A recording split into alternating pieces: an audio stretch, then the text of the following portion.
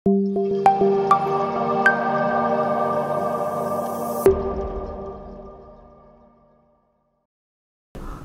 Assalamualaikum warahmatullahi wabarakatuh. Halo Kali Jaga Muda, saya Abdur Zaki, Wakil Rektor Bidang Kemahasiswaan dan Kerjasama. Sekarang saya bersama Mbak Hilma Anis ya. Ini Mbak Hilma Anis ini seorang penulis novel yang bestseller ya, Hati Suhita, yang sekarang juga sedang tayang di Gedung Bioskop.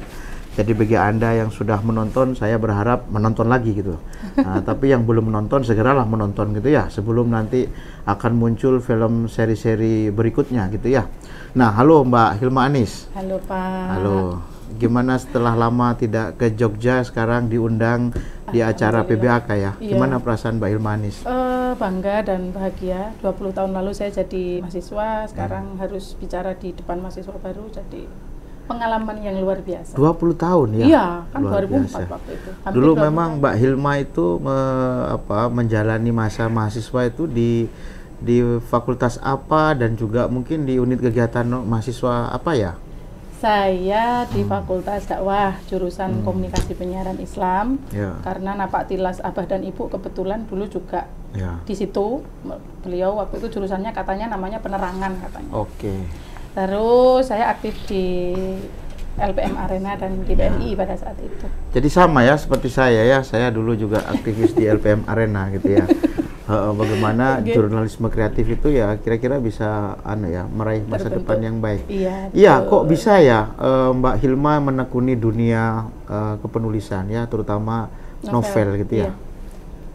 Sebenarnya waktu itu memang sederhananya sebenarnya begini Pak, saya itu senang dengan dunia jurnalistik, tapi Abah bilang kamu ya karena memang keluarga dari pesantren gitu, kalau bisa nggak usah di berita gitu ya, kamu kalau senang nulis ya mending kamu menulis fiksi gitu. Jadi akhirnya saya tekuni itu gitu. Cuman saya tahu bahwa modal jurnalistik dalam sebuah proses menulis seseorang itu sangat penting. Mungkin kalau saya dulu nggak di Arena nggak seperti ini sih. Gitu ya. Tapi ada yang menarik, katanya masyarakat Indonesia itu memang minat bacanya cukup tinggi, cuman minat belinya yang rendah. Tapi dalam kasus novel Hati Suhita itu ternyata masyarakat Indonesia daya baca dan daya belinya juga tinggi ya? Tinggi. Itu gimana daya ceritanya? Belinya tinggi karena memang kita terus ngedukasi soal itu gitu. Jadi saya itu punya prinsip yang saya tularkan terus-menerus, yaitu Gus Jigang, bagus, ngaji, dagang. Bagus itu berbuat baik, Ji itu ngaji, dalam hal ini adalah kalau saya menulis. Kemudian dagang gitu, karena tidak kepingin jadi subordinat siapapun gitulah istilahnya, jadi berdagang. Nah kemudian kita selalu berpikir berinovasi gimana sih orang-orang itu biar nggak cuma daya bacanya yang tinggi tapi daya belinya juga tinggi. Kita terus berinovasi, koordinasi, menjual Suhita lewat udara, produk-produk.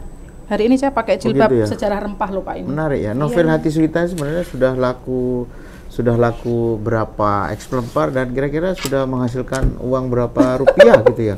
Ini penting untuk meyakinkan para audiens gitu ya, bahwa menjadi penulis itu juga pintu masuk untuk mengaruhi masa depan yang cerah kira-kira. Iya, betul. Kalau Suhita sendiri sudah mungkin dibaca sudah 100 ribuan eksemplar ya. 100 ribuan eksemplar, tinggal dikali berapa rupiah gitu ya. Menarik. Yang jelas Suhita itu kalau dulu saya mikirnya nulis itu untuk, kalau dalam bahasa Jawa itu kan ada gini Pak, mudah-mudahan bisa ngelabeti keluarga saya kan begitu. Tapi kalau Suhita lain, Suhita itu bisa ngelabeti keluarga saya, keluarga pesantren saya, lingkungan saya kayak gitu. Sampai segitulah. Gitu. Jadi tidak hanya untuk keluarga kecil kami, tapi juga ternyata efeknya bisa ke pesantrennya Abah, ke masyarakat sekitar, itu terasa sampai sekarang. Ada yang bilang itu, dulu nonton bioskop itu masih ada juga pandangan masyarakat kita, nonton bioskop itu haram loh katanya, sehingga di beberapa tempat masih banyak nggak ada gedung bioskop itu. Ya, ada bupati yang ketika ada investor mau bikin gedung bioskop di demo gitu ya. Tapi ketika melihat fenomena film Hati Suhita, itu ada pesantrenisasi bioskop ya. Kalau seperti itu menurut saya enggak perlu ada pandangan haram lagi nonton bioskop ya. Iya, tapi ya jujur terus terang memang kita kurang sih film-film yang senada dengan Suhita gitu. Sebenarnya ini sudah menjadi menarik karena setelah ini pasti gampang meneruskannya. Orang-orang sudah terbiasa Pak ke bioskop kan ke bioskop, gara-gara Suhita ya. Bahkan pakai seragam Fatayat, seragam muslimat itu pada nobar. Jadi begini juga Mbak Hilma,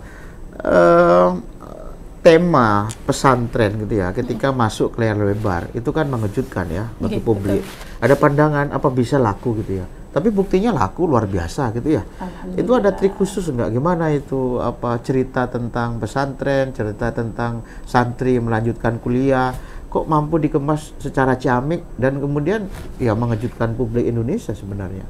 Iya, itu mungkin kembali ke bahwa saya itu selalu punya pikiran kreatif saja nggak cukup, harus kolaboratif kayak gitu, harus adaptif. Mungkin kalau saya mewujudkannya sendiri tidak bisa, tapi karena bekerja sama dengan orang-orang sineas, mereka juga akhirnya kita satu visi misi. Pokoknya pesantren kita tampilkan cantik deh, indah deh. Terus Gus-Gus itu jangan cuman yang sarungan, tapi harus yang punya kafe, punya penerbitan, dia punya LSM kayak gitu. Gaul, gitu. Gus gaul kan. Kita satu pemikiran, akhirnya ya jadilah seperti itu. Nah, ingat Kali Jaga Muda, tadi ada kata kunci yang dikatakan Mbak Hilma Anis, bisa berkembang pesat karirnya seperti sekarang ya. Satu, katanya harus kreatif. Yang kedua, kolaboratif. Nah, yang ketiga ini harus adaptif dengan perkembangan yang ada ya di dalam lingkungan masyarakat. Nggak boleh alergi dengan teknologi intinya. Nggak boleh alergi dengan teknologi, apalagi memusuhi teknologi ya. Memang Suhita itu sebenarnya adalah kalau kata orang bijak itu kan keberuntungan milik orang-orang yang berani gitu nih.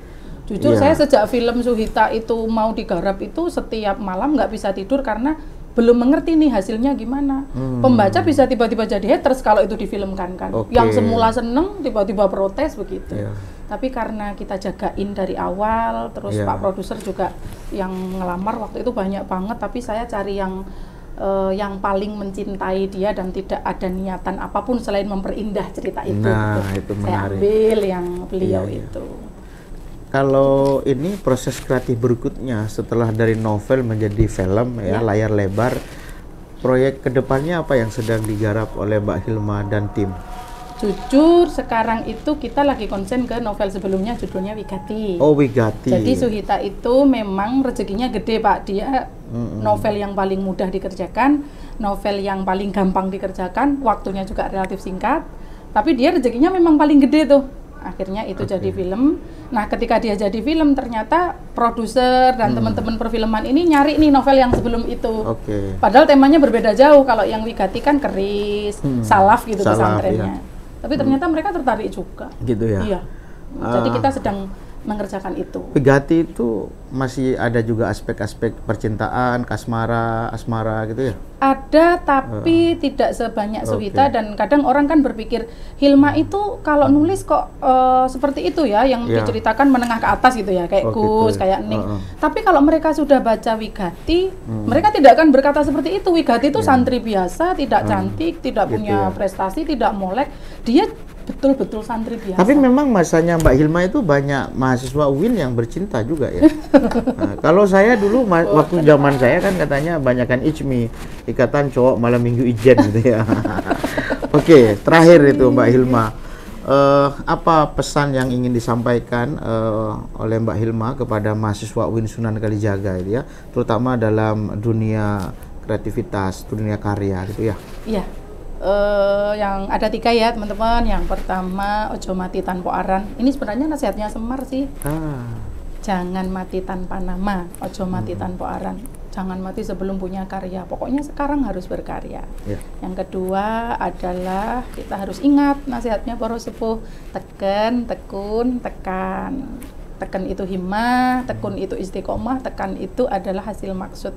Barang siapa yang punya himmah, ya harus sungguh-sungguh biar sampai gitu. Kemudian yang terakhir adalah kelungsu-kelungsu waton udu. Kelungsu itu isinya buah asam, kecil, tidak berharga, tapi waton udu yang penting tuh nyumbang. seumur hidup punya novel satu nggak apa-apa Pak. Yang penting kita punya satu judul, kita sumbangkan ke jagat perfilman daripada hanya tenggelam dalam angan-angan berbuat banyak. Kadang kan begitu ya, anak muda tuh pikirannya kepengen ini, kepengen itu, kepengen ini gitu. Tapi waton udu lah walaupun cuman kelungsu. Jadi penulis yang sederhana nggak apa-apa walaupun cuman satu, novel satu, film satu, sing penting udu gitu loh.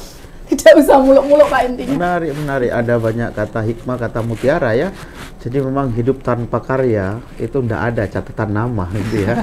Jadi Kalijaga Muda, ya terima kasih perbincangan yang pendek tapi penuh dengan daging, penuh dengan mutiara makna. Semoga Anda banyak memperoleh inspirasi dari perbincangan kecil, sederhana, pendek ini dengan Mbak Ilmanis. Terima kasih Mbak Ilmanis. Sami-sami. Jangan kapok untuk datang ke Winston Kalijaga lagi. Ya. Ya, bye-bye. Assalamualaikum. Salam.